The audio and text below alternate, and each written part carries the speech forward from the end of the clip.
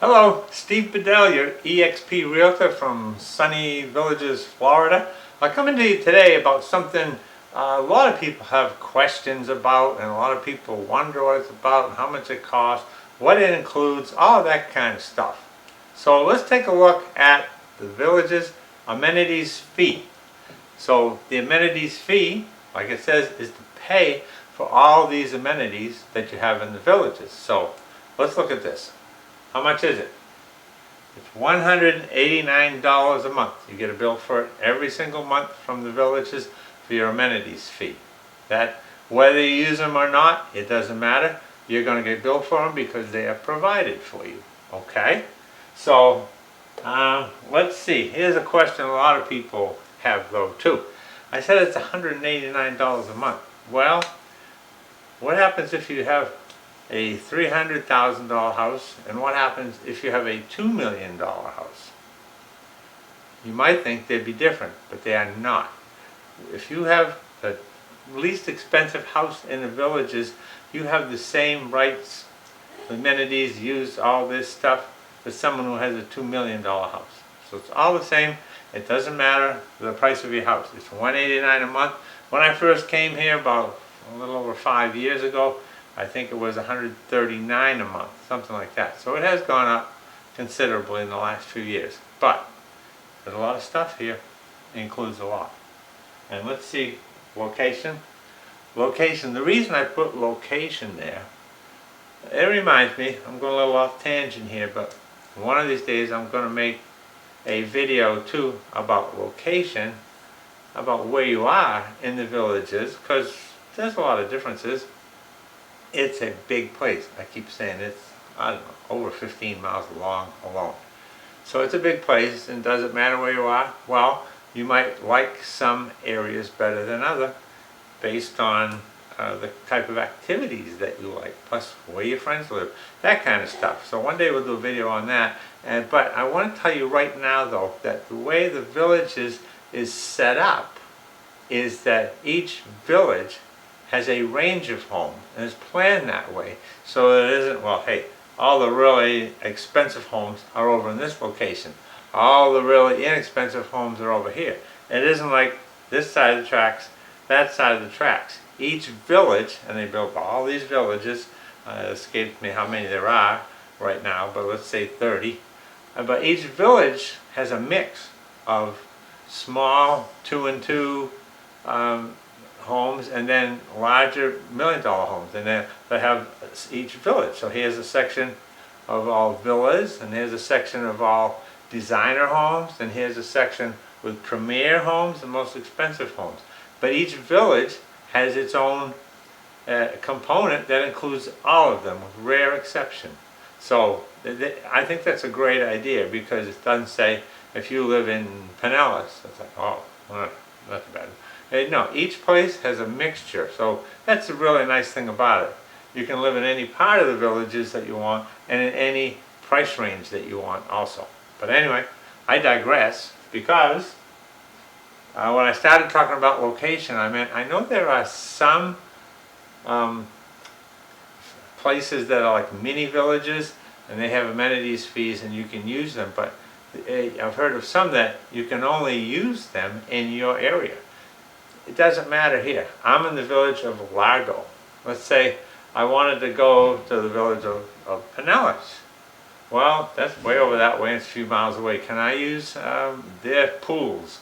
Can I use their bocce courts? Can I use their rec centers? Sure. You can use any rec center, any amenities, any place in the Villages. It's not like, hey, this is your rec center right here. No, it doesn't work like that. I can use any rec center in the Villages. Any of the amenities, they're village wide. All right, now let's take a look at some individual things that you get for that, okay?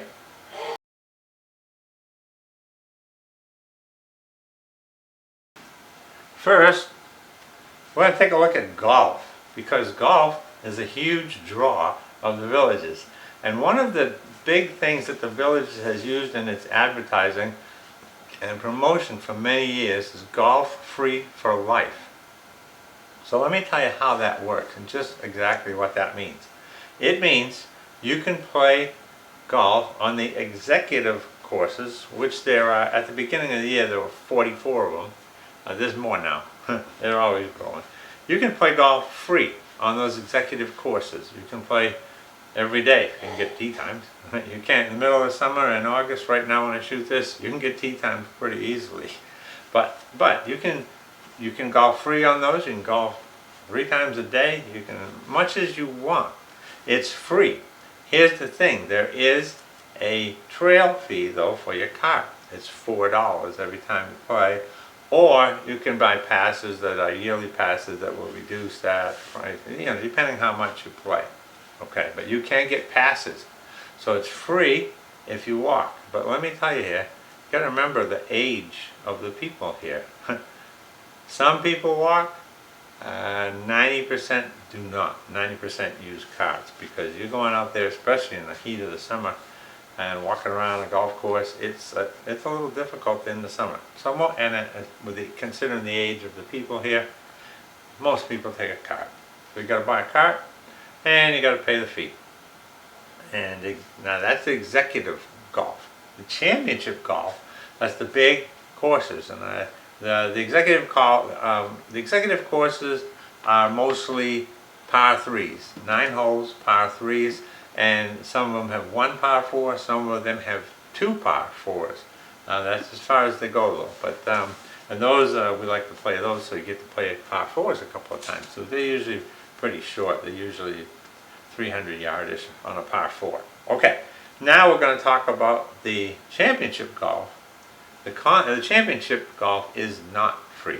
You have to pay a fee to play championship golf, or you can buy a pass for the whole year. Lots of ways you can do it, but they are not free. There's 13 championship courses here in clubhouses.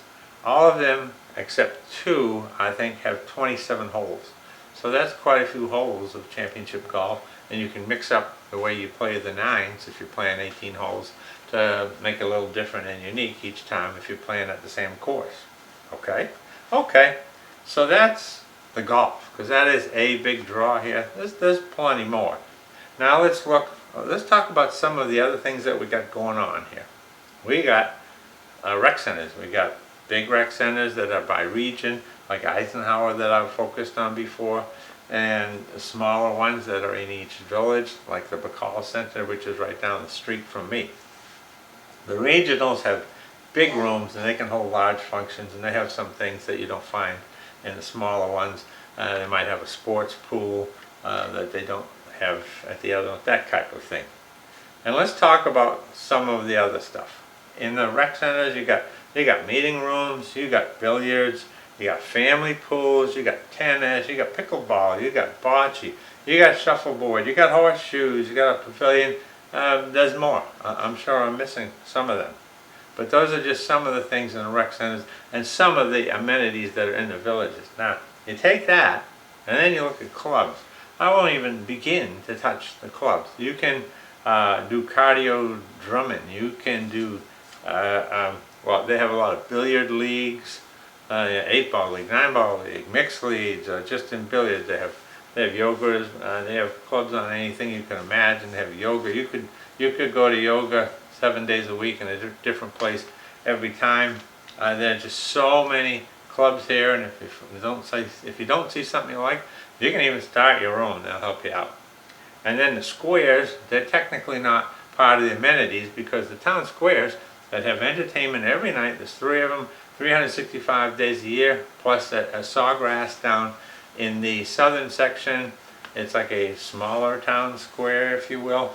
And they're all open to the public. People come in, people have a good time, listen to the music, dance, do what they want to do. And okay, so that's just give you a rough idea of what the amenities fee is, how it works, a sample of just some of the amenities and what you can do here. And what can you do here?